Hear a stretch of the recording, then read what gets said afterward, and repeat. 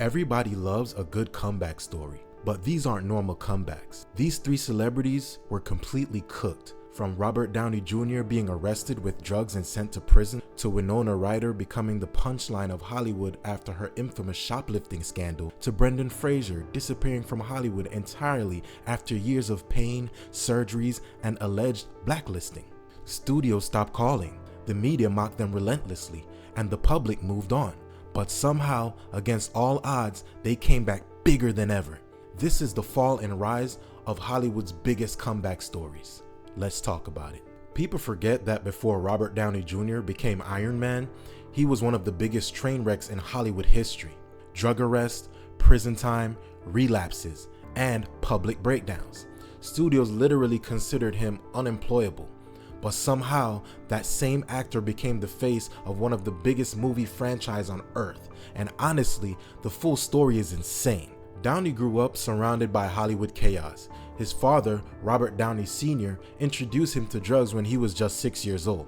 Did things and thought it would be hypocritical to not have our kids participate in marijuana and stuff like that, so we thought it was cute to let them smoke it and all that. It was an idiot move on our part. By the 1980s, Downey was already becoming one of Hollywood's brightest young stars. Is there an interesting name? Is that a family name, Downey?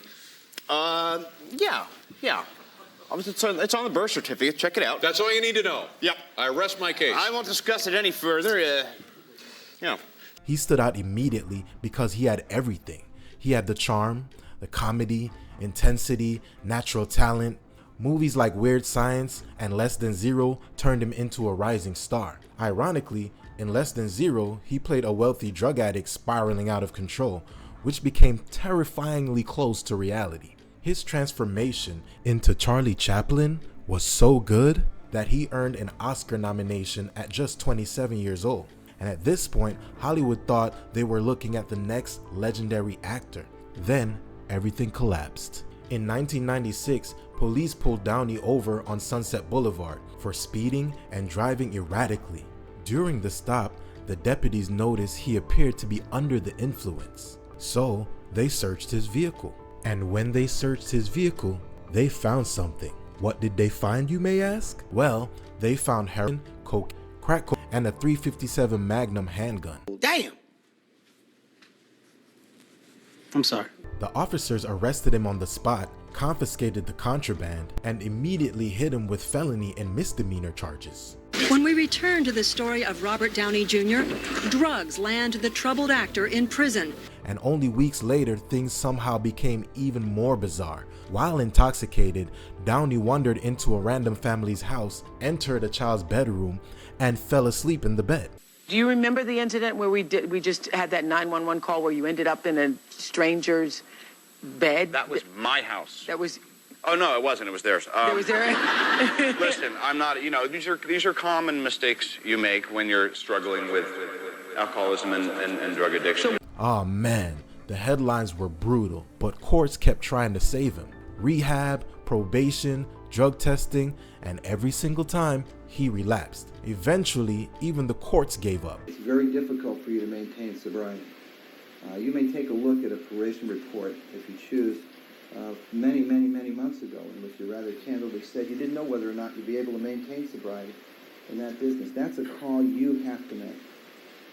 I believe you can do pretty much anything you want to do, but it isn't going to be my decision. And I have to say, quite frankly, here, we have pretty much exhausted, I think, the rehabilitative measures that we can make here. In 1999, Downey was sentenced to 3 years in California State Prison after repeatedly violating probation and skipping mandatory drug tests. During the hearing, he delivered one of the darkest celebrity quotes ever. He said, "It's like having a shotgun in your mouth, and I like the taste of the gunmetal." So at this point, Hollywood completely abandoned him. He was fired from Ally McBeal after more arrests. Studios refused to insure him. Nobody wanted to risk millions on an actor who might relapse mid-production. Then, in 2003, everything changed. Robert Downey Jr. met his now wife, Susan, on the set of Gothica, where she was a producer. According to Downey, she gave him an ultimatum: get clean or lose her. And for the first time in his life, he actually changed. He committed fully to sobriety, therapy, recovery programs, and martial arts. But even sober, Hollywood still didn't quite trust him. That's when Mel Gibson stepped in. Actually, I asked Mel to present this award to me for a reason, because when I couldn't get sober, he told me not to give up hope, and he urged me to find my faith. Didn't have to be his or anyone else's as long as it was rooted in forgiveness. And I couldn't get hired, so he cast me in the lead of a movie that was actually developed for him, and he kept a roof over my head, and he kept food on the table. Him and Mel Gibson became friends in 1990 while filming Air America. Mel Gibson personally helped cover his insurance bond so studios would hire him again. That single decision reopened the door. Downey slowly rebuilt his career through films like Kiss Kiss Bang Bang and Zodiac. Then came the biggest gamble in modern Hollywood history. Marvel Studios cast the formerly blacklisted addict as Tony Stark in Iron Man. At the time, many executives thought it was insane. Instead, it became one of the greatest casting decisions ever made. The disgraced actor Hollywood once refused to insure became the face of a multi-billion-dollar franchise. And in 2024, more than 30 years after his first Oscar nomination, Robert Downey Jr. finally won an Academy Award for Oppenheimer. And with that, he became one of the greatest comeback stories Hollywood's ever seen. Now, unlike Robert Downey Jr., Winona Ryder didn't disappear because of addiction or prison. She disappeared because of one of the most humiliating celebrity scandals of the 2000s. And the craziest part is, it happened at the absolute peak of her fame. You never get sick of that, do you? Well, no, this is my third appearance on a talk show, so this is all kind of new to me, and it's amazing. Thank you very much. Well, Thank you. Before the scandal, Winona Ryder was everywhere. She became famous because she felt different from every other actress in Hollywood. She wasn't glamorous in the traditional sense, and she was a little awkward and dark, but audiences loved her for it. After debuting in Lucas, she exploded in Beetlejuice as Lydia Dietz. Then came Heathers. By the early 1990s, Ryder had become the face of Gen X. She starred in movies like Edward Scissorhands, Bram Stoker's Dracula, Reality Bites, and Girl Interrupted. Critically, she was dominating too. She earned back-to-back Oscar nominations for The Age of Innocence and Little Women. The winner is Winona Ryder, The Age of Innocence. Thank you so much. Thank you so much. It's really an incredible feeling to be honored for a movie that's so brilliant. And she was one of the most respected actresses in Hollywood. Then came December 2001. Winona Ryder walked into a Saks Fifth Avenue store in Beverly Hills and walked out in handcuffs. Police accused her of stealing more than $5,000 worth of designer clothes and accessories. Then the surveillance footage leaked, and the media played it non-stop. A security manager from Saks Fifth Avenue department store in Beverly Hills testified Ryder was tracked on camera as she shopped for designer clothes. He said the actress walked past 3 cash registers with a pile of clothes and handbags before leaving the store. You could literally see Ryder cutting security tags off luxury items, and overnight, America turned her into a joke. The trial became a media circus. Every court appearance became front-page news. Ryder's legal team claimed she was dealing with severe anxiety, exhaustion, and prescription medication issues involving painkillers prescribed by an unlicensed doctor. But publicly, none of that mattered. Hollywood had already moved on. She was convicted of grand theft and vandalism in 2002. She faced probation, community service, and some heavy fines. But honestly, the real damage happened behind the scenes. Bonding companies reportedly became reluctant to insure films starring her, and in Hollywood, becoming uninsurable can quietly destroy your career. Suddenly, the major roles disappeared. The calls stopped coming, and one of the biggest actresses of the 1990s practically vanished from Hollywood. Her entire career suddenly felt over. Then slowly, she started rebuilding. Smaller roles, supporting performances, indie films. In Star Trek, she played Spock's mother. Then in Black Swan, she portrayed an aging ballerina terrified of being replaced, which felt almost symbolic of her own career. But the real comeback came in 2016. Netflix cast Ryder as Joyce Byers in Stranger Things, and suddenly an entirely new generation fell in love with her. The role brought back everything people loved about Winona Ryder: the emotion, the intensity, the vulnerability. Instead of being remembered for shoplifting, she became beloved again.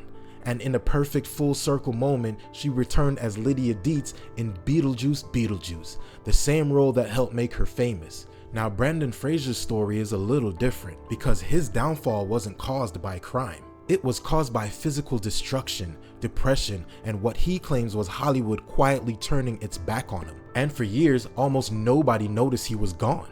In the late 1990s and early 2000s, Brendan Fraser was everywhere. He had the perfect combination of comedy, charm, and action star energy. Movies like George of the Jungle made him wildly popular, but then came the role that turned him into a global superstar. He played Rick O'Connell in The Mummy. The movie exploded worldwide. Fraser became one of Hollywood's biggest box office stars almost overnight, and unlike many celebrities, people genuinely loved him. He was funny, warm, and real, but behind the scenes, his body was breaking apart. Mainly because Fraser performed many of his own stunts throughout the Mummy franchise, and over time, the damage became brutal. He had multiple surgeries, spinal procedures, knee replacements, and vocal cord repairs. For years, he was constantly in and out of hospitals. Then his personal life collapsed too. His divorce from Afton Smith led to massive alimony and child support payments that became difficult to maintain as acting opportunities dried up. But the darkest moment came in 2003. In a 2018 interview, Fraser alleged that Philip Burke, former president of Hollywood's Foreign Press Association, essayed him during a luncheon at the Beverly Hills Hotel. Burke denied the allegations, but Fraser claimed that after reporting the incident, his career suddenly changed. The major movie offers slowed down, then stopped. Perhaps maybe someone will feel the inspiration that I felt to come forward and say what I had to. But it took people far more courageous than I was ever considering attempting to be. Fraser later admitted the experience left him depressed, isolated, and blaming himself. For years, it genuinely felt like Brendan Fraser had disappeared from Hollywood entirely. But then, something unexpected happened. Audience started rediscovering Brendan Fraser. People realized how much they missed him. He slowly returned through television roles in The Affair and Doom Patrol. Then, director Darren Aronofsky cast him in The Whale, and that performance shocked everyone. At the Venice Film Festival, Fraser received an emotional standing ovation that instantly went viral online. People started calling it the Brenaissance. Then came the moment that completed the comeback. At the 2023 Academy Awards, Brendan Fraser won Best Actor. And the Oscar goes to Brendan Fraser. The Whale.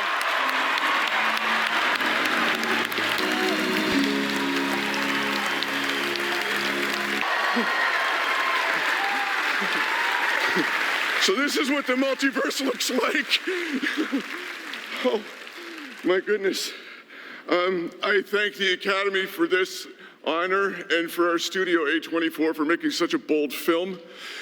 And I'm grateful to Darren Aronofsky for throwing me a creative lifeline and hauling me aboard the good ship, The Whale. After years of pain, surgeries, depression, and disappearing from Hollywood, he was suddenly standing on stage holding an Oscar. And honestly, it felt like the entire internet was rooting for him when it happened. It was like audiences wanted to see a genuinely good person win again. See, Hollywood never really forgives people. But somehow, Robert Downey Jr., Winona Ryder, and Brendan Fraser all managed to do the impossible. Sometimes, the best Hollywood stories happen off screen. Now, if you stayed till the end, I honestly really do appreciate it. If you liked the video and you want to see more in the future, hit that like, hit that subscribe, and I'll catch you on the next one. Peace.